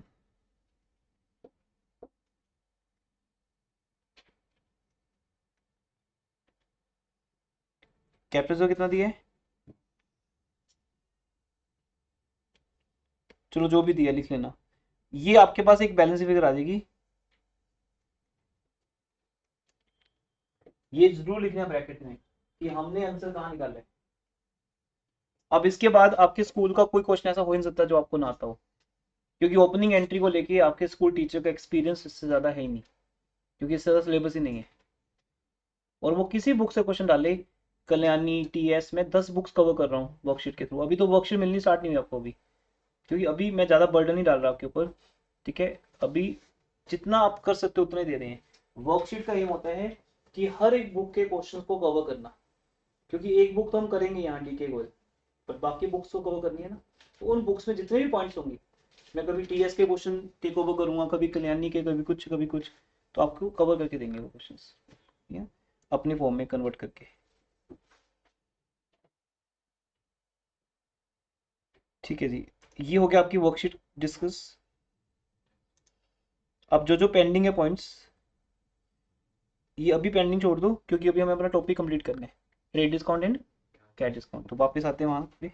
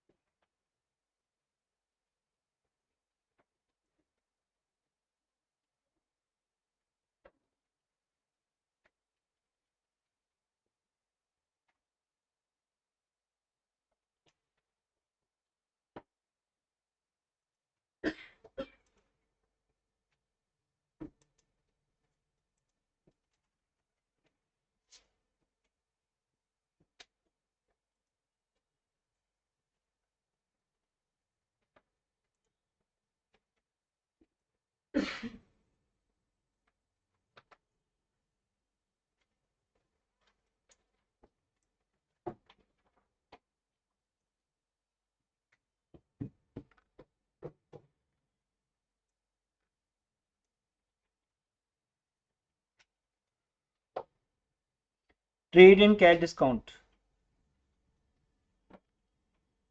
one of the important topics. Trade discount का मीनिंग क्या था, याद है किसी को? Bulk buying. अगर हम किसी से ज्यादा गुड्स खरीदते हैं तो वहां पे हमें क्या मिलता है? Trade discount. लेकिन ये कभी बुक्स में शो नहीं होता, मैं रिपीट कर रहा हूँ स्टार्टिंग से, लेकिन ये कभी बुक्स में शो नहीं होता बेटा। ये आपके टेस्ट में पॉइंट था। अगर मैं बोलता हूँ 10% ट्रेड डिस्काउंट पे आपको गुड्स बेचनी है, तो आप उसका 10% क्या कर दो? माइनस कर दो। तो ट्रेड डिस्काउंट बुक्स में से माइनस हो जाता है। फॉर एग्जाम्पल, भी फिर आपको लास्ट क्लास में समझाया था सारा ये परसेंटेज कैसे निकालनी है यहाँ से। जैसे बेटा आप कौन एब्सेंट था लास्ट क्लास में? राघव, दक्ष, सॉरी आर्यन, आपने लगाई थी क्लास बेटा? ऑनलाइन लगाई थी। तो कैलकुलेशन की बात आई थी लास्ट क्लास में, तो यहाँ से कैलकुलेशन टिप्स भी आपको देनी शुरू कर देंगे। फिर हमने एक क्वेश्चन बनाया था, अगर याद होगा आपको, goods list price, goods of list price या MRP 10,000 sold at 10% trade discount. आपका टेस्ट से यहीं तक आया था, तो कितने टॉपिक कवर हुआ था लास्ट क्लास में? Quantity, list price 10,000, trade discount 10%, इसको बोलते हैं वर्किंग नोट। लेकिन ये आपको बनाने की नीड अभी नहीं है, क्योंकि इसमें भी और पॉइंट्स ऐड हो जाएंगे। आज वो पॉइंट्स ऐड हो जाएंगे, देन एक कंप्लीट वर्किंग नोट बनेगा आपका। इतनी सी चीज तो हम नरेशन में दिखा सकते हो। Goods list price 10,000 sold at 10% trade discount, sale price is 9,000। आपकी एंट्री इस 9,000 पे बनेगी। ट्रेड डिस्काउंट बुक्स में शो नहीं होता, मींस हम उसको एमआरपी में से रिड्यूस कर देते हैं। सर हम नरेशन में लिख सकते हैं? हाँ, ये नरेशन में लिखेंगे मतलब पक्का लिखेंगे। तो एंट्री क्या बनती है? ये जो ऊपर क्वेश्चन है आपका, हमने गुड सेल की, एंट्री हो जाएगी कैश या बैंक या राम, इनमें से क्या ऑप्शन देंगे बताओ एंट्री के हिसाब से? अगर ऑन कैश है तो कैश डेबिट, अगर चेक से है तो बैंक डेबिट, और अगर क्रेडिट पे सेल किया है तो राम या डेटर। अब लेकिन वो तो मैं एक ऑप्शन समझा रहा था लास्ट क्लास में, अभी फिलहाल सब कुछ डिलीट कर देते हैं यहाँ पर, ये सब डिलीट कर दिया। अब क्या ऑप्शन बनेगी? अब क्या एंट्री बनेगी? कैश। ये आपको आज के टेस्ट में था point. Good sold, list price 10,000 at 10% trade discount, तो हमारे पास कैश आएगा, cash account debit to sales account. कितनी अमाउंट? 9,000। ट्रेड डिस्काउंट बुक्स में शो नहीं होता, आपके सामने है। आपने बस एमआरपी कम कर दी, उसका रीजन बताया था आपको, क्या था वो तो एक ट्रेड डिस्काउंट क्यों मिलता है तो है पॉइंट, वो बात खत्म होगी। बल्क बाइंग है तो ट्रेड डिस्काउंट मिल रहा है। अगर आप एक आधा प्रोडक्ट खरीदोगे तो आपको ट्रेड डिस्काउंट नहीं मिलेगा, ज्यादा खरीदोगे तो मिलेगा। लेकिन ये बुक्स में शो क्यों नहीं होता? क्योंकि वो एमआरपी मतलब ऐसी रखी होती है, उसको कभी कंसीडर नहीं किया जाता। हाँ, क्योंकि ये रीजन बताया था कि एमआरपी पहले ही ज्यादा रख दी जाती है, सो दैट इस प्राइस पे एक रिटेलर को बेचना है प्रोडक्ट। अब इस प्रोसेस को समझते हैं बेटा। सपोज मैंने एक प्रोडक्ट बनाकर उसकी एमआरपी रख दी 100 रुपीज, ये एमआरपी है। अगर आपको एक प्रोडक्ट चाहिए तो आपको कितने का मिलेगा? 100 का मिलेगा। लेकिन अगर आपको ज्यादा प्रोडक्ट चाहिए तो ये 100 रुपीज आपके लिए नहीं है, ये उस कस्टमर के लिए है जो एक सिंगल प्रोडक्ट खरीद रहा है। उस केस में इस एमआरपी में से 10% लेस कर दो, कम कर दो, कितना आएगी? 90। आपके लिए जो एमआरपी है वो रिड्यूस हो जाएगी, क्योंकि वहां कंपनी का प्रॉफिट बढ़ जाता है। कंपनी कम प्राइस पे भी अगर आपको देगी तो भी कंपनी को प्रॉफिट तो ज्यादा ही होगा, क्योंकि वहां ज्यादा खरीद रहे हो तुम, इसलिए उस केस में एमआरपी ही रिड्यूस हो जाती है। अब हमारी जो एक्चुअल सेलिंग प्राइस आएगी वो कितनी आएगी 90। इसलिए ट्रेड डिस्काउंट इंपॉर्टेंट नहीं है शो करना, क्योंकि ट्रेड डिस्काउंट माइनस होने के बाद सेलिंग प्राइस डिसाइड होती है। अब आपके लिए आपका जो बिल है, आपका इनवॉइस, इसको इनवॉइस बोलते हैं, आपका जो बिल है इनवॉइस है वो किस पे बनेगा 90 पे बनेगा। फिर आप चाहे 90 को क्रेडिट पे खरीदो या कैश पे, वो कंसर्न नहीं है। कैश पे खरीदोगे तो कैश डेबिट होगा, क्रेडिट पे खरीदोगे तो डेबिट डेबिट होंगे। तो इसलिए ट्रेड डिस्काउंट को माइनस कर दिया जाता है। अब हम आगे बढ़ रहे हैं, यहाँ तो डाउट है बताइए।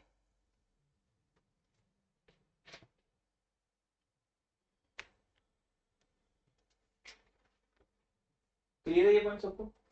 क्या बताया, ट्रेड डिस्काउंट बुक्स में शो नहीं होगा क्योंकि ये इंपॉर्टेंट नहीं है।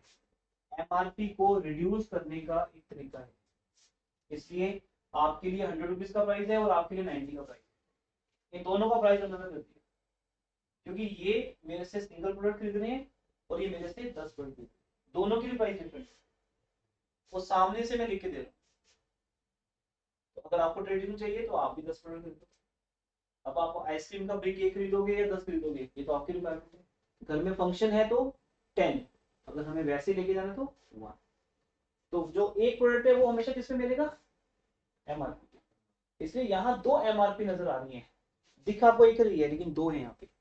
विदाउट ट्रेड डिस्काउंट 10,000 और आफ्टर ट्रेड डिस्काउंट 9,000। इसलिए ये 10% इंपॉर्टेंट नहीं है शो करना। प्रोडक्ट को 9,000 पे सेल कर दो। हाँ जी, यार आफ्टर ट्रेड डिस्काउंट वो एमआरपी थोड़ी ना रहेगी, एमआरपी है बेटा, वो भी मतलब वो एमआरपी, वो तो सेलिंग प्राइस हो जाएगा ना, एमआरपी थोड़ी ना। मैं सिर्फ समझाने के लिए बोल रहा हूँ बेटा, वो उस पर्सन के लिए हो जाएगी, उसके लिए बस वो एमआरपी रिड्यूस कर दी गई, ठीक है ना। रिटेलर के लिए एमआरपी 10,000 होगी कि आपको एक प्रोडक्ट 10,000 में देंगे लेकिन ज्यादा प्रोडक्ट आपको 9,000 में देंगे। एमआरपी भी तो सेलिंग प्राइस है ना, बट हम एमआरपी नहीं लिखते, जो आपके कहने पे ये बात मान लेते हैं, तभी हम एमआरपी लिखेंगे नहीं, हम लिखेंगे MRP minus trade discount is equal to. मैं सिर्फ एक लॉजिक दिमाग में डाल रहा हूँ सबके कि ट्रेड डिस्काउंट शो नहीं करना, क्योंकि वो माइनस करने के बाद ही हमारी एमआरपी या सेलिंग प्राइस डिसाइड होगी। ये 10,000 से दिखाने के लिए है, एक्चुअल प्राइस कितनी है 9,000। तो टेस्ट में आपको वो 2 क्वेश्चन करने थे, एक क्वेश्चन परचेज का है टेस्ट में और एक सेल का है। दोनों में प्राइस कम कर दो बस, बाकी एंट्री सेम रहेगी, एक परचेज की और एक सेल की। अब मैं आगे इसको लेके चल रहा हूं। यहां पे हमने कुछ लिखा था, याद है, एंड 5%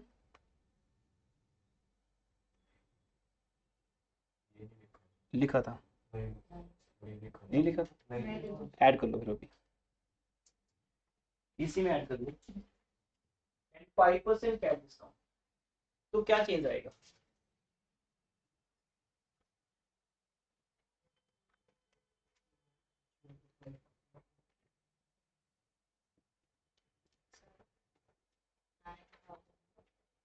अब 9,000 में से 5% और माइनस हो जाएगा। आपको बेटा एक और डिस्काउंट मिल रहा है, माइनस कैश डिस्काउंट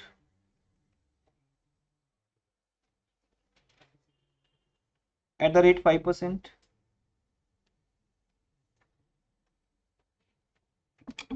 9,000 का 5% कितना होगा, सिखाया था कैसे आएगा, कैसे, मैं बेटा एक ग्रुप में अपडेट करता हूँ।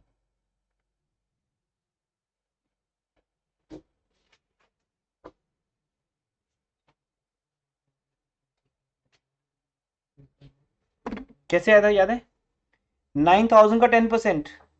900 हाँ, लास्ट क्लास में ये बात बहुत इंपॉर्टेंट बताई थी, इसलिए लास्ट क्लास की रिकॉर्डिंग को ध्यान से सुनेंगे। 9,000 का 10% 10 कम हो जाएगी, तो 9,000 का 10% 900, उसका हाफ 5% 450। अदरवाइज सबके पास एक ही वे आउट होता है, 9,000 का 5% ऐसे करते हैं, बट वो टाइम वेस्ट होता है उसमें हमारा। फिर अब 0 9 5 45, बट अब समझ दो ना 10% 900 और उसका हाफ 450। बट लास्ट क्लास में बात होगी, अभी रिपीट नहीं करते, फिर दोबारा आगे आगे कहीं रिपीट होगा। अब हमने 9000 का 5% निकाल लिया 450, ये माइनस कर दो कितना आ गया। 850 8,000 अब आप सुनो ध्यान से बेटा, यहाँ देखो बोर्ड पे सब लोग, आपने गुड्स 10,000 की किस पे बेची, 9,000 पे, वो तो आपके प्रोडक्ट की होगी सेलिंग प्राइस 9,000, इसलिए मैंने सेल को 9,000 पे रिकॉर्ड करना है। लेकिन लेकिन हमारे पास 9,000 रुपीज नहीं आया, कितने रिसीव हुए, इसको बोलते हैं कैश रिसीव्ड, कैश रिसीव्ड 8550। अब क्या इक्वल हो गया डेबिट क्रेडिट, नहीं। तो मैंने आपको स्टार्ट हो तो गई थी बात आपके साथ, ये देखिए जब हम कैश डिस्काउंट की बात करेंगे, ट्रेड डिस्काउंट तो हो गया ना, क्या हो गया ट्रेड डिस्काउंट, कि हम इसको बुक्स में शो नहीं करते, ये एक सेलिंग प्राइस को कम करने का तरीका है ताकि मेरी सेल ज्यादा हो, ज्यादा से ज्यादा कस्टमर आए और वो बल्क बाइंग करे, है ना, एक ही जगह पे 5 खरीदे। लेकिन जब उसने परचेज कर लिया, फिर मैं उसको पूछता हूँ पेमेंट तुम अभी करोगे या बाद में, अगर वो बोलते हैं कि क्या कोई डिफरेंस है, देन से यस। अगर आप मुझे पेमेंट अभी कर दोगे या विद इन 10 डेज करोगे, अभी का मतलब वही within week, within 10 days, तो मैं आपको एक और डिस्काउंट दूंगा। फिर जिसके पास पैसे होते हैं वो पता क्या बोलता है कि हम आपको सारे पैसे अभी दे देते हैं, बताओ हमें कितना कैश डिस्काउंट होगा, तो वो कैश डिस्काउंट अलग से होता है। एक होता है ट्रेड डिस्काउंट, एक होता है कैश डिस्काउंट। ट्रेड डिस्काउंट सबके लिए होगा, क्योंकि कोई भी आपकी शॉप पे आएगा उसको क्या मिलेगा, trade discount. But cash discount सबके लिए नहीं होता, ये मेरी और आपकी आपस की बात होती है कि कैश डिस्काउंट तब मिलेगा जब आप मुझे कैश जल्दी दोगे, बिकॉज बिजनेसमैन प्रॉम्प्ट पेमेंट चाहता है, प्रॉम्प्ट पेमेंट, जल्दी पेमेंट, क्योंकि बिजनेसमैन को पैसा चाहिए होता है हमेशा, उसे आगे पैसा कहीं इन्वेस्ट करना होता है, इसलिए वो अपने कस्टमर्स को लालच देता है कि अगर आप मुझे जल्दी पेमेंट करोगे तो मैं आपको एक और डिस्काउंट दूंगा जिसका नाम है कैश डिस्काउंट, जो सिर्फ तब मिलेगा अगर आप मुझे क्या दोगे, कैश पेमेंट दोगे। उसका डेबिट एस्पेक्ट भी है और क्रेडिट भी है। अगर हम किसी को डिस्काउंट दे रहे हैं बेटा तो वो आपके लिए क्या है, एक्सपेंस, तो आपकी बुक्स में क्या होगा, अगर आपको डिस्काउंट मिल रहा है, अगर आपको डिस्काउंट मिल रहा है तो बुक्स में क्या होगा, क्रेडिट होगा, क्योंकि वो हमारे बिजनेस की क्या बन गया, इनकम, सॉरी इनकम लिखना था यहाँ। अब एक टाइम पे या तो हम दे रहे हैं डिस्काउंट या हमें मिल रहा है। जब हम गुड्स बेचते हैं तो बताओ डिस्काउंट देते हैं या डिस्काउंट मिलता है, देते हैं, दैट इज डिस्काउंट अलाउड। तब आपको जितना पैसा कम आएगा वो आपका क्या बन जाएगा, डिस्काउंट अलाउड। फिर हमें मिलता कब है, हमें मिलता कब है, लेते हैं। जब हम किसी से गुड्स खरीदते हैं तब हमें डिस्काउंट मिलता है, ठीक है। तब डिस्काउंट मिलता है हमें, डिस्काउंट रिसीव्ड, वो हमारे बिजनेस की क्या बन जाता है, इनकम, और यहाँ क्या बन गया, एक्सपेंस। और ये दोनों चीजें बुक्स में शो होनी है, ये प्रॉपर शो होंगी, क्योंकि ये सबके लिए नहीं है। जिसने लिया डिस्काउंट वहां पर वो एक्सपेंस बना, जिसको मिला ये डिस्काउंट उसके लिए इनकम बना, और ये शो करना पड़ेगा क्योंकि आपको सेल के बराबर का पैसा नहीं आया। देखो एग्जांपल कैसे आएगी यहाँ पे, अभी यहाँ पे देखो आपको क्या पैसा पूरा आ गया, आपने गुड्स कितने की बेची, गुड्स कितने की सेल की, 8,500 नहीं नहीं बेटा नहीं, 9,000 हाँ फिर 8,000 क्यों बोल रहे हो, 9,000 की गुड सेल की, मैंने अपनी सेलिंग प्राइस कितनी कम की है सर, 1,000 कम की है, मेरी एक्चुअल सेलिंग प्राइस क्या है 9,000, इस 9,000 के अगेंस्ट मुझे कितना मिल रहा है 8,550। तो जो नहीं मिल रहा, जो नहीं मिल रहा उसके क्या बोलते हैं, डिस्काउंट, कैश डिस्काउंट, कौन सा, और वो बुक्स में शो होता है, उसका नेम रखना पड़ता है एक। अब डिस्काउंट दिया है कि लिया हमने, यहाँ पे दिया है, अलाउ किया है, discount allowed debit, cash debit to sales account, no no, चाहे नीचे लिख दो इसको यहाँ पे, डेबिट में कोई ऑर्डर नहीं है, ऊपर नीचे कर सकते हो, कुछ भी पहले कुछ भी बाद में, बस ये कि वो डेबिट होना चाहिए। तो कैश डेबिट होगा, डिस्काउंट अलाउड डेबिट होगा टू सेल्स अकाउंट। ये एक एंट्री बनेगी अब यहाँ पर। ये मैंने आपको सिर्फ एक और बताई है, आपको एक और में समझ नहीं आएगी। अब यहाँ प्रैक्टिस शुरू हो जाएगी और आपको 50 क्वेश्चन मिलेंगे कम से कम इसके ऊपर। फिर आपके दिमाग में सेट हो जाएगा कि जितना कैश कम आएगा उतना हमने क्या दिया, डिस्काउंट दिया। That is called cash discount. वो तब मिलेगा अगर आप मुझे क्या दोगे, कैश डिस्काउंट दोगे। अब मैं आपको अपनी एग्जांपल देता हूँ यहाँ पे। फॉर एग्जांपल बेटा, मैं आपके लिए एक प्रोडक्ट लेके आ रहा हूँ, जो प्रोडक्ट 1 लाख रुपीज का है, मैंने आपको बेचना है 1 लाख का प्रोडक्ट। अब मैं आपको 2 ऑफर दूंगा।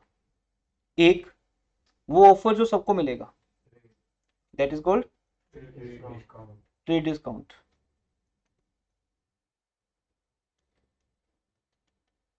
कितने का? मैं पहले से ही प्राइस बढ़ा दूंगा। अगर मेरी फीस 80,000 है ना, मैं आप पहले ही बोल दूंगा कि बेटा फीस कितनी है, बट एक ऑफर है। हर कंपनी ऐसा करती है, पहले प्राइस बढ़ा देती है, फिर उसके ऊपर क्या डाल देती है, offers, Diwali offer like that. तो 1 लाख का प्रोडक्ट एमआरपी है, आपको न्यूज़पेपर में एडवर्टीजमेंट मिलती है ना बड़ी बड़ी, 1 लाख रुपए को क्रॉस मार देते हैं फिर ऐसे, नाउ एट 80,000, कि वैसे 1 लाख था, Diwali bumper discount, Diwali discount, offer discount, कितने का, माइनस कर दो 20,000, कितने का। अब जब तुम जाओगे तो तुम्हें पहले ही तुम्हारे दिमाग में क्या है कि प्रोडक्ट कितने का है। तो अगर मैंने आपको एक प्रोडक्ट बेचना है और अगर मुझे लगता है कि कस्टमर बोलेगा सर कोई डिस्काउंट है क्या, तो मैं पहले ही प्राइस बढ़ा दूंगा और फिर आपको बोलूंगा डिस्काउंट है, यस है, कितना, 20,000 का। तो आप बोलोगे सर ठीक है, वो तो आपने खुद ही दिया हुआ है सबको, वो तो आपका प्राइस ही कम है, इसका मतलब 1 लाख का प्रोडक्ट ये है ही नहीं, तो ट्रेड डिस्काउंट को कोई इंपॉर्टेंस देते ही नहीं। बल मैंने आपको 20,000 का डिस्काउंट दे दिया, आपके लिए इंपॉर्टेंट ही नहीं है वो, मेरे प्रोडक्ट की तो प्राइस कम होगी कि नहीं। जब आपको प्रोडक्ट मिलेगा पूरा ही मिलेगा, ये थोड़ी कम दूंगा मैं, प्रोडक्ट तो पूरा मिलेगा, तो मेरे प्रोडक्ट की सेलिंग प्राइस कम होगी बेटा। तो आपकी एंट्री के लिए जो सेल क्रेडिट होगी वो कितने से क्रेडिट होगी, कितने क्रेडिट होगी, 1 लाख से, पक्का। हाँ 1 लाख से नहीं होगी, कितने से होगी, 80,000 से, सॉरी 80,000 से होगी। तो हम इसको 80,000 लिखेंगे। क्या ये बात समझ आ गई सबको। अब मैंने तीसरी बात बता दी, ट्रेड डिस्काउंट बुक्स में शो नहीं होता, इसको माइनस कर दो। ये समझा के भेजा था परसों भी टेस्ट से पहले कि बेटा डिस्काउंट माइनस कर दो, क्योंकि वो है ही नहीं कुछ, पहले प्राइस बढ़ा दी फिर प्राइस कम कर दी। अब कोई कस्टमर बोलेगा कि सर क्या मैं आपको अभी पेमेंट कर दूं तो कुछ और डिस्काउंट हो सकता है,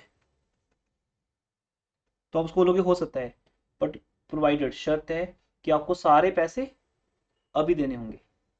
अब आप देखो मेरे प्रोडक्ट का प्राइस तो 80 है, अब अगर मुझे कस्टमर से जितना भी कम पैसा आएगा, मान लो मुझे कस्टमर से कितना आया, कितना आया, तो बेटा 5,000 वो है जो मैंने उसको और छोड़ दिया और डिस्काउंट दे दिया, उसको बोलते हैं डिस्काउंट अलाउड डेबिट। ये अपने आप आ जाएगा, आपको सिर्फ ये समझना है 80,000 के अगेंस्ट हमें पैसे कितने आ रहे हैं, जितने पैसे कम आएंगे उतना डिस्काउंट, ये हो गया डिस्काउंट अलाउड। अब बेचने वाला क्या एंट्री पास करेगा, ये तो ये है सॉरी, खरीदने वाला परचेजर की एंट्री पास करेगा। परचेजर की बुक्स में क्या एंट्री बनेगी,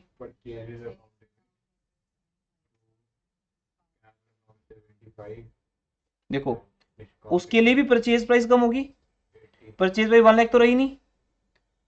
बेचने वाले ने क्या बोला कि मैं आपको 1 लाख का प्रोडक्ट कितने में दूंगा, 80,000 में, तो परचेज अकाउंट डेबिट 80,000 हो गया। लेकिन आपने उसके अगेंस्ट कैश कितना दिया, 75 का दिया टू कैश अकाउंट, अब जितना कैश कम जाएगा बेटा उतना क्या मिल जाएगा, डिस्काउंट रिसीव्ड, उतना डिस्काउंट मिल जाएगा, कितना 5000। ये है टॉपिक अलाउड एंड रिसीव्ड का। डिस्काउंट अलाउड डेबिट होगा, डिस्काउंट रिसीव्ड क्रेडिट होगा। जितना कैश कम जाएगा उतना आपका डिस्काउंट है, जितना कैश कम आएगा। अब इसी एंट्री को हमने पहले कैसे बनाया था बोलो, सेल की बुक्स कैसे बनेगी एंट्री, सेल की एंट्री कैसे बनेगी, debit discount allowed account debit discount allowed debit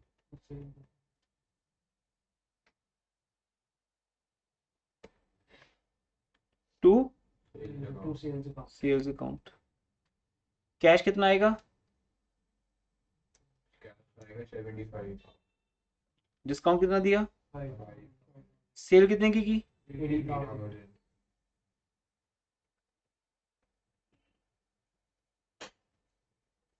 ये एंट्री है बेटा। दोनों ही एक दूसरे के ऑपोजिट है।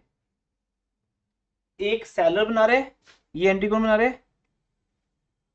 सेलर, और ये एंट्री कौन बना रहे, सॉरी उल्टा लिख दिया, ये एंट्री सेलर बना रहे ये बायर बायर और ये बायर बना रहे। अब आप या तो बायर हो या सेलर हो, क्योंकि बिजनेस दोनों होता है। बिजनेस पहले गुड्स खरीदता है तब भी डिस्काउंट मिलता है उसको, और बाद में गुड्स बेचता है तब भी डिस्काउंट मिलता है उसको। ये बायर और सेलर दोनों की बुक्स बनेगी। इसलिए ये कहा जाता है, यहाँ पर जो समझाया था कि जो कैश डिस्काउंट है वो दो तरह का है। ये नोट किया था आपने लास्ट में। तो कैश डिस्काउंट कैश पेमेंट्स पे मिलेगा, ऐसे नहीं मिलता, बातें करने से नहीं मिलेगा। कैसे मिलेगा, पेमेंट देने पे मिलेगा। और वो दो तरह का होता है, एक डिस्काउंट अलाउड और एक रिसीव्ड।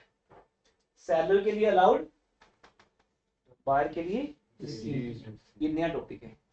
अब सब इसके बाद नए टॉपिक चलने हैं, इसलिए उसमें से डेबिट क्रेडिट यूज होना है और कुछ नहीं। सेलर की बुक्स में डेबिट, बायर की बुक्स में क्रेडिट। अब यहां से हम प्रैक्टिस स्टार्ट कर रहे हैं। वर्कशीट अभी नहीं मिलेगी, अभी आपको बुक के क्वेश्चन करके दिखाने हैं मुझे, तो मैं यहां से बुक ओपन कर रहा हूँ। और इसके बाद बुक के बिना किसी को अलाउ नहीं करेंगे। क्लास में आओगे तो बुक्स लेके आओगे, 1 वीक बोल देगा बुक की जरूरत नहीं, यहाँ से बुक ले जाएंगे, क्योंकि बुक से बेस बना के ही आपको वर्कशीट समझ आएंगी। वर्कशीट का लेवल थोड़ा सा ऊपर अपर लेवल होगा, बुक बेसिक लेवल होगा, क्योंकि बुक्स जैसी वर्कशीट लेने का फायदा नहीं ना। तो जो चीजें बुक्स में है एज इट इज फॉर्म में, उसके लिए तो हमने परचेज कर ली बुक। अब वर्कशीट उस लेवल को हायर लेवल पे लेके जाएंगे। मैं अपने हिसाब से आपका लेवल डिजाइन करूंगा, वो वर्कशीट्स हैं, ठीक है। तो आज हम क्वेश्चन नंबर 1 2 कर चुके हैं ऑलरेडी, इलस्ट्रेशन 1 2 3 कर चुके हैं। बुक्स ओपन करें सब लोग। और जिनके पास आज नहीं है बेटा, आज का डे तो निकल गया, चलो कोई बात नहीं। टेस्ट कल डिस्कस होगा, तो कल क्लास के पहले सबको टेस्ट देने देना है, चाहे आपको एक एंट्री आती है चाहे 2 एंट्री, टेस्ट दो, ताकि इससे आपको और मुझे क्लियर हो जाए। अगर आपको टेस्ट नहीं आता, मैं आपको अलग से यहाँ बिठा के समझाऊंगा, वो मेरी रिस्पॉन्सिबिलिटी, मेरी हेडेक है। बट आप टेस्ट दोगे तो भी चलेगा। तो इसलिए कल डिस्कस करेंगे, अभी नहीं करते, क्योंकि कुछ उन्हें दिया टेस्ट अभी हम, ठीक है। मैं इसको भी ये रख दूँ,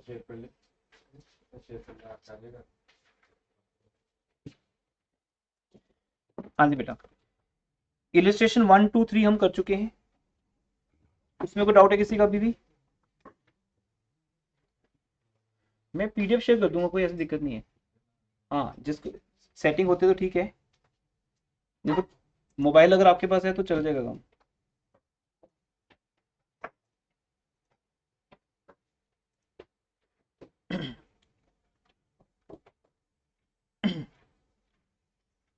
यहाँ से ऑफिशियली अभी तो हम डीकेबल बुक को वैसे ही कर रहे थे आपको कॉन्सेप्ट समझाने के लिए, अभी ऑफिशियली हम स्टार्ट कर देंगे। और एक चैप्टर आपको इस बुक में से ओवर करना है। डीके बुक है यहाँ पर, डीके गोयल बुक बोलते हैं इसको। न्यू एडिशन परचेज करोगे ऑलवेज आप। अकाउंट्स में कभी भी ओल्ड बुक नहीं लेनी चाहिए, क्योंकि हर साल नए क्वेश्चन कुछ ना कुछ तो ऐड करते हैं ये। इसके अंदर पेज नंबर 9.6 है, चैप्टर 9,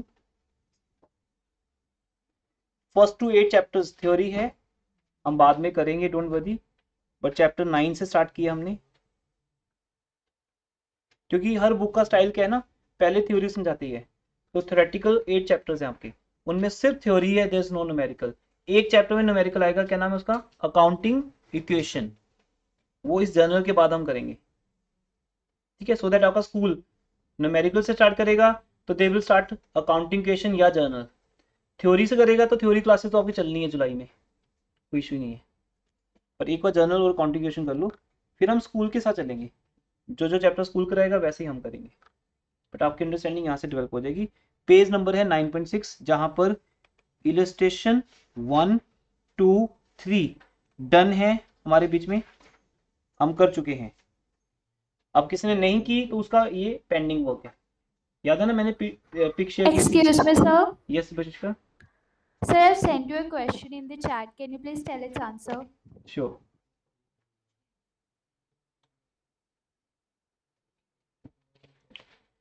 सो वंशिका का डाउट है बेटा एक, sir at what amount will we record the transaction if goods sold at cash and trade discount are returned. Yes, ये वंशिका आना है अभी टॉपिक आगे ना। सपोज ये कह रहे हैं, सपोज हमने 10,000 का प्रोडक्ट अभी जो हमने किया था, 10% ट्रेड डिस्काउंट, वो तो मुझे बुक्स में शो करना ही नहीं, तो मेरा इंटरेस्ट किस अमाउंट में है, 9,000 में, वो तो मुझे चाहिए नहीं वाली चीज। तो अब 9,000 मेरी प्राइस है, यहाँ लिखा आपने if goods are sold at cash and trade discount, ठीक है। अब ट्रेड डिस्काउंट हमने कर दिया, यहाँ कैश डिस्काउंट नहीं है वंशिका, ये कह रहे हो आप, ऐसे ही बोलो ना कि कैश डिस्काउंट नहीं है Yes, अभी। sir. हाँ, अब हमने प्रोडक्ट 9,000 का बेच दिया, जब वापस आएगा तो किस पे आएगा बताओ, 9,000 में वापस आएगा। तो जो हम सेल्स रिटर्न डेबिट करेंगे, लेकिन आपने बोला कैश में बेचा हमने, तो इसमें से एंट्री क्या पास कर चुके हम, cash account debit to sales account, नहीं बेचने की बात हो रही है, टू सेल्स अकाउंट, 9,000 9,000। अब जैसे मैंने आज समझाया था कि कई बार स्कूल्स में, जैसे ये इनका डाउट है, अगर एक स्टूडेंट सोच सकता है आज जैसे अकाउंट्स आज जस्ट पढ़ते हुए 1 वीक हुआ है, ऐसे ही आपका टीचर है बेटा, स्कूल टीचर, वो सोचते हैं ये वाला पॉइंट कि अगर हम कैश में से सेल करें और फिर वो गुड्स वापस आ रही हैं, तो वंशिका पक्की बात है यहाँ पे रिवर्स एंट्री पास होगी, sales account debit to cash. लेकिन ऐसा नहीं होता कि सारी गुड्स वापस आएंगी। पॉइंट क्या है बेटा इसमें ध्यान से, जब हम ये क्वेश्चन करेंगे बुक में से सब कुछ आएगा आपको, इसमें से कुछ एक गुड्स वापस आती हैं, सभी गुड्स की लिस्ट प्राइस क्या है मैं दोबारा लिखता हूं देखो, सब गुड्स का लिस्ट प्राइस है 10,000 और सबके ऊपर डिस्काउंट मिल गया 10%, ट्रेड डिस्काउंट TD 10% 1,000। तो अब हमारे पास जो वैल्यू आ गई, जिसको हम बोलते हैं एक्चुअल सेलिंग प्राइस, वो आ गई 9,000। अब ये वर्किंग नोट आपके सामने मैं 4 बार तो बना चुका हूँ, तो सोचो मैं जितनी बार बनाऊंगा उतनी बार रिपीट हो रहे, तो फिर आपको एक बार तो बनाना आएगा ना कि लिस्ट प्राइस लिखेंगे, उसमें से क्या माइनस करेंगे, ट्रेड डिस्काउंट। अब वंशिका का डाउट ये भी हो सकता था कि सर इसमें से अगर 3,000 की गुड्स वापस आती हैं, ये थोड़ी कि सारी डिफेक्टिव होंगी, जब आप एक बंडल खरीद के लाते हो, उस बंडल में से हो सकता है एक रजिस्टर खराब निकलता हो, ठीक है बेटा मोबाइल नेक्स्ट टाइम से वापस नहीं मिलेगा, इट्स नॉट अलाउड।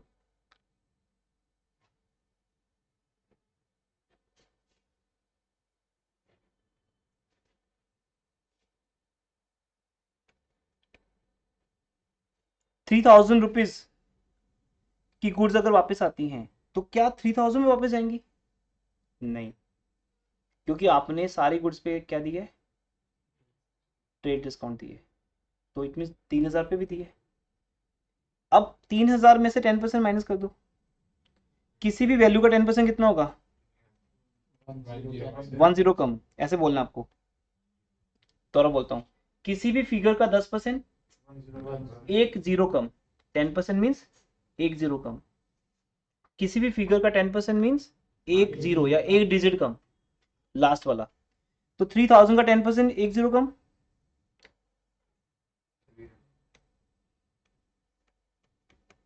3000 10%, ये माइनस कर दो, तो गुड्स कितने में वापस आएंगी? 250 में। अगर सारी गुड्स वापस आएंगी फिर तो पता ही हमें कितने की गई थी, 9000 की, तो इट मीन्स 9000 में वापस आएंगी। अगर 3000 की गुड्स जा रही हैं तो 3000 में वापस नहीं आएंगी, क्योंकि 3000 उसकी कौन सी प्राइस है? एमआरपी। एमआरपी को क्या बोलते हैं? कैटलॉग प्राइस या लिस्ट प्राइस। कभी भी हमने 3000 पे बेची नहीं, मैं वापस क्यों लूं? आप इसको समझ लेते हैं बेटा। ये देखिए, प्रैक्टिकल एग्जांपल लेते हैं ना। इस बुक में एमआरपी पक्का लिखी होगी, ये देखो 840, लिसन, ठीक है। अब ये बुक है, इस बुक के फर्स्ट पेज पे लिखा है प्राइस 840। अगर तो बुक सेलर आपको 840 की देता है, वो तो उसने किस पे बेच दिया आपको? एमआरपी पे, तो लेके चलो, ट्रेड डिस्काउंट नहीं है। बट बुक सेलर भी 10% का डिस्काउंट दे देते हैं। अगर उन्होंने आपको 840 की ना बेच के 10% डिस्काउंट 84 रुपीज का देंगे, ठीक है, 756। तो उन्होंने आपको कितने की बेची है? 756। आप खुद सोचो बेटा, जब आप ये बुक वापस करने जाओगे तो आपको कितने पैसे वापस करेंगे? लेकिन आप बोलोगे सर इस पे तो 800 लिखा हुआ है, 840 लिखा हुआ है। बोलेगा कि ऐसे नहीं होता, जब हमने आपको बेची थी तो तुम्हें याद नहीं क्या हमने क्या दिया था? ट्रेड डिस्काउंट दिया था। अब उसको कैसे याद रहेगा बेटा कि दिया था या नहीं दिया था? क्योंकि एक तो उसकी शॉप को पता है कि हम ये बुक्स कितने पे बेचते हैं। जब हम देते हैं तो एमआरपी पे देते हैं या डिस्काउंट पे। अगर डिस्काउंट मिला है तो तुम जब इसको वापस करने जाओगे, डिस्काउंट काट के ही गुड्स वापस आएंगी। तो आपको जो भी बेनिफिट मिलेगा वो 756 का मिलेगा। वो बोलेगा दो ऑप्शन है, या तो ये बुक वापस कर दो, मैं आपके पैसे वापस कर देता हूँ, या इसकी जगह पे कोई और खरीद लो कुछ। लेकिन कितने का मिलेगा वो? 756 का। ट्रेड डिस्काउंट हमेशा माइनस होगा बेटा, माइनस करने के बाद ही हम गुड्स को वापस लेंगे। तो अब जो गुड्स वापस आएंगी, समझाएगा ना एमआरपी क्या होती है? ये बुक पे लिखी हुई है एमआरपी, इसके ऊपर तो कोई बेच नहीं सकता। 840 से ज्यादा पैसा लेगा नहीं, लेकिन 840 से कम ले सकते हैं वो आपसे, that is called trade discount. Cash discount मिलता नहीं बुक्स के ऊपर, क्योंकि कैश ही होता है। आप बोलो सर अगर 1 मंथ का पैसा दे दें, नहीं, अभी देना पड़ेगा। आपको ट्रेड डिस्काउंट तो मिल ही रहा है ना, बट यू कांट से कि हम आपको इसका पैसा 1 मंथ के बाद देंगे। बुक्स कैश में खरीदनी पड़ती हैं, तो इसलिए कैश डिस्काउंट यहाँ अप्लाई होता ही नहीं। अब 2700 की एंट्री पास होगी, वो कैश टू सेल होना है। अगर गुड्स बेचोगे, बेचते वक्त कैश टू सेल होना है, और जब गुड्स वापस आएंगे तो सेल डेबिट टू कैश। अब मैं इसमें से कितने वापस कर दूंगा? 2700। लेकिन टॉपिक ये मिलेगा नहीं आपको बुक्स में। टॉपिक ये मिलेगा कि गुड्स हमने किस पे सेल की है? क्रेडिट पे। इसलिए वंशिका ये तो आपका डाउट था, लेकिन अब जो टॉपिक मिलेगा बुक्स में आपको मिलेगा goods sold to Ram on credit, या ओनली नेम दिया होगा राम। अब ये हमारा प्रीवियस पार्ट है, ये आपको आना चाहिए। अगर ये नहीं आता तो इस क्लास में बैठने का फायदा नहीं है। पहले प्रीवियस क्लास कवर करो अपनी, जहां आपको ये बताया गया था कि जब राम को गुड्स बेचते हैं तो राम का नेम आता है, और जहां ओनली नेम आता है उसको क्या मानते हैं? क्रेडिट। अब ये एक प्री अजम्पशन है, ये माना जाएगा सबको आती है। Ram debit to sales. अब जब गुड्स वापस आएंगी राम से, तो फर्स्ट ऑफ ऑल सेल नहीं लिखा जाएगा, सेल्स रिटर्न। दूसरा, टू राम नहीं आएगा, सॉरी टू कैश नहीं आएगा, क्या आएगा? टू राम, क्योंकि राम का हिसाब चल रहा है हमारे साथ। राम से आपने कितने लेने हैं? 9000। उसमें से उसने गुड्स कितने की वापस की? 2700 की। बाकी पैसा उससे आ जाएगा। तो सेल्स रिटर्न नेम कब यूज करेंगे? जब क्रेडिट सेल करेंगे, उसमें से आएगा, अदरवाइज नहीं आएगा। ये रूल है। तुम्हें आज समझ आए, 10 दिन बाद आए, तुम्हारी मर्जी, वो टाइम आपके पास। बार बार रिपीट होगा, पर एक बार दिमाग को समझाना पड़ेगा, ठीक है? क्लियर? अब हम वापस आते हैं। वंशिका क्लियर हो गया डाउट आपका? Excuse me, sir. यस बेटा। So like right now we have talked about trade discount. What if there was cash discount in place of trade discount? Cash discount will be the further topic after trade discount. Listen, अभी जो इससे पहले हुआ है बेटा, but I'm not getting your doubt exactly. Can you repeat?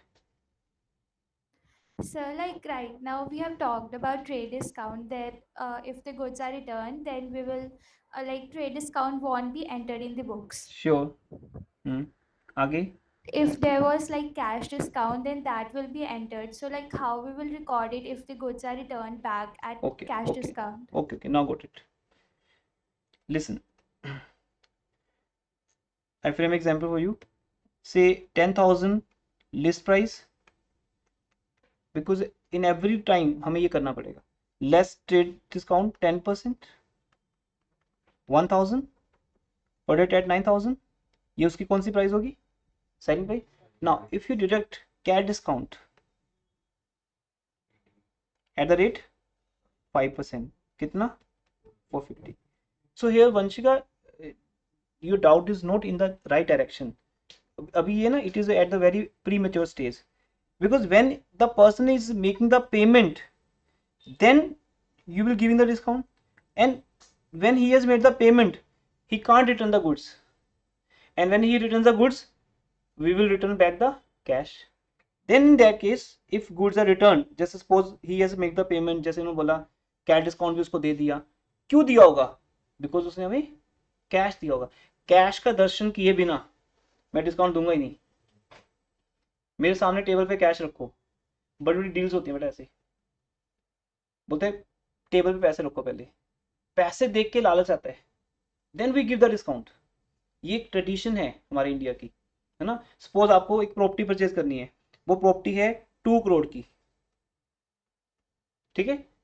तो आप जब किसी से 2 करोड़ की प्रॉपर्टी लेने जाते हो, 7 zeros होती हैं, तो आप बोलते हो 180 की देनी है, 180 की डील करें फाइनल. बोलते हैं लाओ कैश लाओ, दिखाओ कि तुम बात करने आए हो या पैसे खरीदने आए हो. आप खरीदने आए तो लाओ पैसा दिखाओ. 1 करोड़ 80 लाख टेबल पे बिछा दो किसी के सामने, फिर बोलो डिस्काउंट दो, वो दे देगा. 20 लाख डिस्काउंट मिल जाएगा, 10% ही तो है ना. बट बातें करने से नहीं होगा. तुम अगर कभी प्रॉपर्टी डीलर्स को बात करते सुनो, बोलेगा सर टोकन मनी ले आओ, पैसे ले आओ, पार्टी के सामने रख देंगे, वो पैसे दे के पार्टी हो सकता है रेट क्या कर दे, कम कर दे. कैश डिस्काउंट लेने के लिए, for that you have to reduce the, sorry you have to pay the cash. अब एज पर वंशिका डाउट, आपने पे कर दिया cash, now what, he sells the goods, sorry he returns the goods. तो आपको बता चुका हूं entry, sales debit to cash. But कितना कैश वापस करोगे? ऑब्वियसली जितना लिए. लेकिन पहले तो सेल्स 9,000 की डेबिट क्रेडिट. हाँ exactly, that's a point here. अब 9,000 की ही सेल कैंसिल होगी, बिल्कुल रिवर्स एंट्री बनेगी. अब पहले कैश डेबिट हुआ था, अब क्या होगा? अब क्या होगा? क्रेडिट. डिस्काउंट रिसीव कर देगा. नहीं, डिस्काउंट अलाउड डेबिट हुआ था, तो इधर डिस्काउंट रिसीव डाल देगा. और नहीं बेटा नहीं, कैंसिल करना है ना उसको, तो नया नाम थोड़ी रखेंगे उसका. एग्जैक्टली रिवर्स एंट्री बनेगी. आप देखो ना, जो मैंने एंट्री बनाई थी इससे पहले, मैंने पेज चेंज कर दिया. अब एंट्री क्या बनाई थी हमने बेटा? देखिए मैंने एंट्री बनाई थी, याद है आपको? कैश आया था मेरे पास, I received cash. How much cash I received? 8550. और डिस्काउंट कितना दिया था? Discount allowed debit